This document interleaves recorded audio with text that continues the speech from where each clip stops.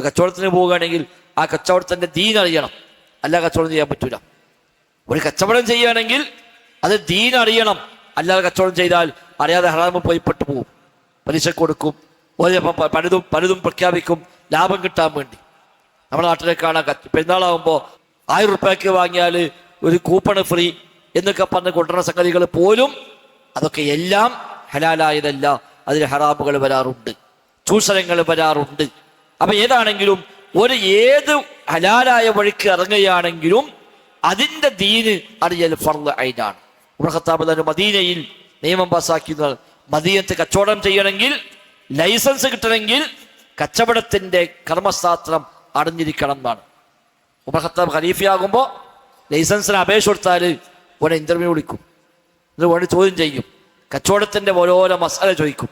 അതിന് കൃത്യമായി മറുപടി പറഞ്ഞാൽ ലൈസൻസ് പാസ്സാകും, ഇല്ലെങ്കിൽ പറയും മദീനത്ത് കച്ചവടം ചെയ്യാൻ പറ്റൂല, ഇവിടെ ഈ ഹറാമായ ഏർപ്പാട് മദീനത്ത് പറ്റൂല, അതുകൊണ്ട് ദീന് പഠിച്ചു വാ, എന്നിട്ട് ലൈസൻസ് തരാം. അത് ഉമർ ഖത്താബിന്റെ രീതി. അപ്പൊ ഏത് കച്ചവടം എല്ലാവർക്കും അറിയണോ? വേണ്ട. നമ്മൾ കച്ചവടക്കാരാകാൻ പോവുകയാണോ? അതറിയണം.